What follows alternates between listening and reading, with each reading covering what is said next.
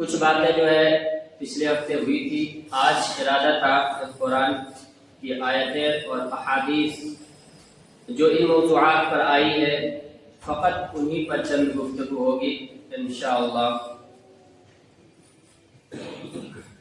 خطبے کے اندر ایک آیت پڑھی گئی ہے بہت اہم، وَلَقَدْ أَرْسَلْنَا رُسُلًا مِّن قَبْلِكَ وَجَعَلْنَا لَهُمْ أَزْوَاجًا وَذُرِّيَّةً۔ قرآن کریم کے اندر اللہ تعالیٰ فرماتے ہیں کہ اے اللہ کے رسول محمد عربی صلی اللہ علیہ وسلم، ہم نے آپ سے پہلے بھی بہت سے رسولوں کو بھیجا ہے اور ان کو بھی بیوی بچوں والا ہی بنایا تھا۔ یہ سلسلہ جب سے ہی چل رہا ہے جب سے اللہ تعالیٰ نے پہلے انسان کو پیدا کیا تھا، یعنی حضرت آدم علیہ السلام اور حضرت حوا علیہ السلام کو۔ نکاح کے خطبے میں جو آیت پڑھی جاتی ہے، یا ایھا الناس اتقوا ربکم الذی خلقکم من نفس واحدۃ وخلق منها زوجها وبث منهما رجالا کثیرا ونساء، اس میں بھی یہی بات ہے کہ اے لوگو اللہ سے ڈرو کہ جس نے تم کو ایک جان سے پیدا کیا، خلقکم من نفس واحدہ وخلق منها زوجها، اور پھر اسی سے اس کا جوڑا بنایا۔ یعنی پہلے اللہ تعالیٰ نے حضرت آدم علیہ السلام کو بنایا، پھر حضرت حوا علیہ السلام کو بنایا، اور پھر اس کے بعد انہی دونوں سے پوری انسانیت کو اللہ تعالیٰ نے پیدا فرما کر پوری دنیا کے اندر پھیلا دیا۔ تو جس ذات نے تمہیں پیدا کیا ہے اور تمہاری نسل کی بقا کا یہ انتظام کیا ہے کہ ایک انسان سے دوسرے انسان کو پیدا کرتے رہے ہیں، تو یہ رشتہ جو ہے، یہ نکاح کا رشتہ ہے، بہت معتبر اور بہت معزز رشتہ ہے کہ جس کو اللہ تعالیٰ نے پہلے انسان سے ہی جاری کر کے رکھا ہے۔ یہ آج کی کوئی بات نہیں، یا پھر ایسے ہی لاپرواہی کی چیز نہیں کہ جس کو تم یوں ہی نظر انداز کر دو، بلکہ اللہ کا تمہیں شکریہ ادا کرنا ہے اور اللہ سے ڈرتے رہنا ہے۔ آگے وہ بات بھی صاف طور پر اللہ تعالیٰ نے بیان کر دیا، یا ایھا الناس اتقوا ربکم الذی خلقکم من نفس واحدۃ وخلق منها زوجها وبث منهما رجالا کثیرا ونساء واتقوا اللہ الذی تساءلون به والارحام، اور اللہ تعالیٰ سے ڈرو کہ جس کا نام لے کر تم ایک دوسرے سے سوال کرتے ہو، اور رشتہ داریوں کا بھی لحاظ کرو، والارحام۔ حدیث جو خطبے کے اندر پڑھ دیا تاکہ خاص یاد رہے اور اس پر بات ہو سکے۔ اللہ کے رسول نے خود فرمایا النکاح من سنتی، نکاح میری سنت ہے، یہ عبادت ہے۔ آج بھی علماء کا یہی کہنا ہے کہ نکاح میں عبادت کا رتبہ جو ہے، عبادت کی شان جو ہے زیادہ بڑھا ہوا ہے، اور یہ چونکہ لوگوں کے آپس کے معاملات ہیں، اس سے ایک انسان ایک فیملی میں جڑتا ہے، ایک خاندان وجود میں آتا ہے، بچے آتے ہیں اور مکمل ایک پوری فیملی بن کر تیار ہو جاتی ہے۔ تو انسانوں کے معاملات ضرور ہے، لیکن فقط یہ تمہارا معاملہ نہیں کہ تم جیسے چاہو ویسے گزار دو۔ یہ میری سنت، اللہ کے رسول نے کہا یہ میری سنت ہے، عبادت ہے، عبادت کو عبادت کے طریقے پر کرو۔ فمن راغب عن سنتی، جو شخص میری سنت سے اعراض کرے گا، اعتراض کرے گا، بچے گا اور اس سے بے رغبتی دکھائے گا، وہ پھر ہم میں سے نہیں، یعنی پھر وہ مسلمان کہلانے کا حقدار نہیں۔ وہ کیوں کہے خود کو مسلمان؟ اس سنت کو عبادت سمجھ کے کرے۔ تو اللہ کے رسول صلی اللہ علیہ وسلم کا بتایا ہوا اور اللہ کے رسول صلی اللہ علیہ وسلم کی سنت ہے، تو ہمیں دیکھنا یہ پڑے گا کہ ہمیں یہ کام کس طرح سے کرنا ہے۔ شریعت نے ہمیں کیا طریقہ بتایا ہے، اللہ کے رسول جو بتلا رہے ہیں کہ یہ میری سنت ہے، تو آپ کی سنت کا عمل کا کیا طریقہ ہے، آپ نے کس طرح عمل کر کے دکھلایا ہے۔ مختلف حدیثیں ہیں اس بارے میں کہ جس میں اس متعلق رہنمائی ملتی ہے۔ ان میں سے ایک حدیث بتاتا ہوں۔ اللہ کے رسول نے خاص طور پر نوجوانوں کو مخاطب بنا کر فرمایا تھا، یا معاشر الشباب من استطاع منکم الباءۃ فلیتزوج، کہ اے نوجوانوں کی جماعت، جن کو تم میں سے یہ استطاعت ہو کہ وہ بیوی بچوں کا کہ وہ شادی کر تو ان کو سکے، چاہیے کہ وہ شادی کر لے.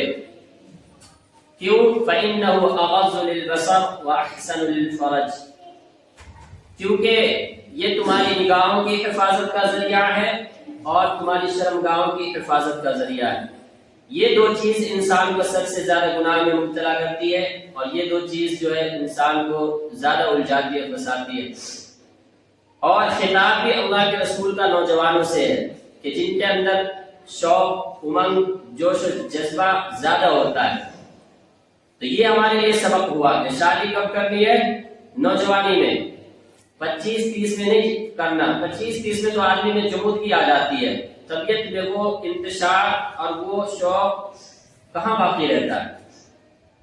انسان جب جوان کب ہو رہا ہے؟ 15-16 سال، 15-16-17 میں اکثر لوگ بالغ ہو جاتے ہیں، یا اب کے حساب سے تو 13-14 میں بھی لڑکے جوان ہو رہے، بالغ ہو رہے ہیں. تو جوان وہ اب ہو گیا. 5 سال، 10 سال، 15 سال تک جب ہم ان کی جذبات کو زبردستی کنٹرول کر کے رکھیں گے تو 15 سال کے بعد اس میں کیا شوق و ذوق بچے گا؟ کچھ بھی نہیں. اور پھر جب شادی کریں گے تو میاں بیوی میں وہ محبت کہاں سے آئے گی؟ نہیں باقی رہے گا. تو یہ ایک سبق تو یہ ہو گیا. دوسرا یہ کہ ان آنکھوں کی حفاظت اور شرمگاہ کی حفاظت بہت زیادہ ضروری ہے. کسی بھی غلطی کی ابتدا انسان آنکھوں سے شروع کرتا ہے. بدنگاہی، بدنظری جب شروع ہوتی ہے تو اس کا اختتام شرمگاہ پر ہوتا ہے. جب انسان اول مرحلے میں اپنی نگاہ کی حفاظت کر لے، نگاہ پر کنٹرول کر لے، اور وہ غیر محرم عورتوں کو دیکھے ہی نہ، یا عورتیں غیر محرم مردوں کو دیکھے ہی نہ، تو پھر وہ اس گناہ سے بچ سکتے ہیں. تو زبردستی اپنے نفس کو کیوں کنٹرول کرے؟ کیوں آنکھوں کو زبردستی پکڑ کے رکھے کہ یہ کسی کو دیکھے ہی نہ؟ جب شریعت نے ہمیں اجازت دی ہے، اسلام دین فطرت ہے، انسان کے اندر جو فطری تقاضے ہیں، نیچرل تقاضے جو اللہ نے رکھ دیے ہیں، ان کو پورا کرنے کا طریقہ جس بہترین انداز میں اسلام دیتا ہے کوئی اور دین و مذہب نہیں دے سکتا. تو جب اللہ نے اس چیز کو ہمارے اندر رکھا ہے کہ ایک مرد ایک عورت کی طرف کھینچ رہا ہے، ایک عورت ایک مرد کی طرف کھینچ رہی ہے، تو اللہ نے اس کا بھی کوئی حل دیا ہوگا، اور اس کا حل یہ ہے کہ شادی کرو شریعت کے طریقے پر. تو اپنے نہ تو شرمگاہ کو زبردستی پکڑ کے رکھنا پڑے گا، زور دینا پڑے گا، اور نہیں نگاہ کو زبردستی کنٹرول کرنے کی ضرورت ہے. جائز طریقے سے سارے کام ہوں گے. تو نکاح کر لو. یہ نوجوانوں سے اللہ کے رسول کا خطاب ہے. تو ان دونوں کی حفاظت بہت زیادہ ضروری ہے، اور ان دونوں کی حفاظت کا بہترین طریقہ اللہ کے رسول صلی اللہ علیہ وسلم کے فرمان میں نکاح کر لو. اور اگر نکاح نہیں ہو سکتا، یعنی جیسے اللہ کے رسول نے فرمایا من استطاع منکم الباءۃ، جس کو استطاعت ہو تم میں سے، طاقت ہو. اور استطاعت کا بھی ہم نے غلط مطلب نکال لیا. آج ہم اس قدرت کو اس چیز پر رکھ دیے کہ ایک نوجوان جب جوان ہوگا تو صرف کما کر بیوی بچوں کو کھلا لینا کافی نہیں، ایک گھر بار بنا کر اس میں رہ لینا کافی نہیں، بلکہ ان کو مکمل تعلیم حاصل کرنی ہے، چاہے جتنا وقت لگے اسے، 25 لگ جائے یا 30 لگ جائے. اکثر لوگوں کو پڑھتے پڑھتے 25 کو عمر گزر ہی جاتی ہے. اور پھر اس کے بعد پڑھ لکھ کر آیا، جو تعلیم حاصل کر کے آیا ہے اس لائن کے اندر وہ سکسیس بنے، کاروبار اپنا کرے اور اس کو سنبھالے، اسٹیبل کرے، تب وہ پھر آگے بات کرے. کاروبار سیٹ ہو گیا، اب گھر بنائے اپنا کہ جس کے اندر اپنے بیوی بچوں کو رکھے گا. تو یہ بہت لمبی ذمہ داری ہم نے ڈال دی ہے، اور یہ بہت لمبی ذمہ داری ڈالنے کی وجہ سے آج آدھے سے زیادہ نوجوان ہمارے جو ہے گناہوں کی طرف کھینچ جا رہے ہیں. گناہوں کے راستے آج آسان ہو گئے اور نکاح کا راستہ جو ہے مشکل ہو گیا. اللہ کے رسول نے، اللہ تعالیٰ نے یہ طریقہ بہت آسان کیا تھا. کئی مرتبہ میں اس موضوع پر بھی بات کر چکا ہوں. نکاح کرنے کے لیے کسی تام جھام کی ضرورت نہیں، سالوں پہلے، مہینوں پہلے سے کوئی تیاری کی ضرورت نہیں، 100 اور 200 اور 1000 لوگوں کو بلانے کی کوئی ضرورت نہیں ہے. اتنا آسان اس دین نے اور دین اسلام نے اس کو کر دیا ہے. خود میاں بیوی آپس میں بیٹھ کے یہ اگریمنٹ نکاح کا کر سکتا ہے. تمہیں قبول ہے؟ ہاں ہمیں قبول ہے. ہم نے تمہیں بیوی کے طور پر قبول کر لیا، اور بیوی اسے قبول کرنے شوہر کے طور پر ہو گیا. 2 گواہ چاہیے ہوگا. یہ فرض ہے، ایجاب و قبول جسے کہتے ہیں. آفر اور ایکسپٹ جسے کہتے ہیں، یہ ہے فرض، ضروری ہے، اس کے بغیر نکاح منعقد نہیں ہوگا۔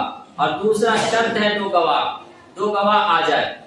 تیسرا واجب ہے مہر، مہر متعین کرے نہ کرے وہ شریعت کی طرف سے متعین ہو گیا۔ کتنا آسان، آپ دیکھ لیجئے، لیکن اب ذرا سوچ کے دیکھیے کہ ہم نے اس کو کتنا مشکل کر دیا ہے۔ پہلے تو سالوں پہلے تیاری ہوگی، لڑکی والوں کو پتہ نہیں، اس کو اور بھی 5 سال 10 سال پہلے سے وہ پیسے اکٹھا کرنے پڑتے ہیں کہ شادی، بیٹی کی شادی میں خرچ کرنا ہے۔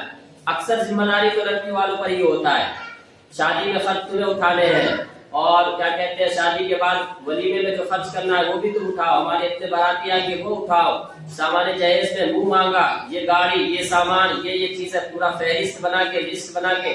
اب الگ سے کتابیں آ رہی ہے، وہ ڈائری آ رہی ہے جس میں سامان لکھا جائے کیا کیا چیزیں جہیز میں چاہیے۔ کیوں؟ کیونکہ ہم نے ایسا بنا دیا ہے، تو الگ سے اب ڈائری آنے لگی ہے، اس میں جہیز کا سامان، سونے کے سامان الگ سے لکھے جائیں گے، چاندی کے سامان الگ سے، پیتل کے الگ سے۔ تو ہم نے اتنا مشکل کیا، جب ہم نے اتنا مشکل کر دیا تو گناہ کے راستے آسان ہو گئے۔ لڑکے بھی لڑکیاں بھی گناہوں سے محفوظ نہیں ہو پاتے آج، جب اتنا لمبا وقت بھی ہو اور اتنی زیادہ ذمہ داریاں بھی ہو، بڑا مشکل ہو گیا۔ اللہ کے رسول صلی اللہ علیہ وسلم کے فرمان میں ہے اِذَا خَاطَبَ إِلَيْكُمْ مَنْ تَرْضَوْنَ دِينَهُ وَخُلُقَهُ فَزَوِّجُوهُ، کہ جب تمہارے پاس نکاح کا پیغام لے کر ایسا آدمی آئے کہ جس کے دینداری سے، جس کے اخلاق سے تم مطمئن ہو، تم راضی ہو، تو نکاح کر دو۔ إِلَّا تَفْعَلُوا تَكُنْ فِي الْأَرْضِ فَسَادٌ، اگر تم ایسا نہیں کرو گے تو زمین کے اندر فسنا فساد برپا ہوگا۔ کوئی آج دینداری کو، اخلاق کو کوئی دیکھتا کہاں ہے؟ اللہ کے رسول کا فرمان ہے دینداری دیکھو، اخلاق دیکھو، بس 2 چیز۔ دینداری ہوگی تو وہ رشتے کا بھی لحاظ کرے گا، اخلاق ہوگا تو وہ جو تمہارے سسرال والے، تمہارے گھر والے، اگر لڑکی والے ہیں، لڑکی والوں کی دینداری دیکھ کے ہم نے شادی کی ہے تو وہ ہمارے گھر میں آ کے ہمارے تمام رشتے داروں کا خیال رکھیں گے، کیونکہ ان کے اندر اخلاق ہے۔ نماز، روزہ، حج، زکات وہ سب ادا کریں گے کیونکہ ان کے اندر دینداری ہے۔ دوسری ایک اور حدیث کے اندر اللہ کے رسول نے فرمایا کہ عورت سے جو شادی کی جاتی ہے وہ 4 چیزیں دیکھی جاتی ہے، لمالیا ولحسبیا، اس کی مالداری کو دیکھ کر، لڑکے والے، لڑکی والی، جو لڑکی والے ہیں ان کی طرف کیا دیکھتے ہیں کہ اس کے اندر مالدار کتنا ہے، شادی کے موقع پر ہمیں کتنا کچھ مل سکتا ہے، زمین جائیداد یا گھر گاڑی کتنا مل سکتا ہے، یہ دیکھتے ہیں۔ دوسرا ولحسبیا، خاندانی شرافت ان کی کتنی ہے، اور ولی جمالیہ، حسن و جمال، لڑکی کی خوبصورتی بھی دیکھی جاتی ہے کتنی بہتر ہے نہیں ہے۔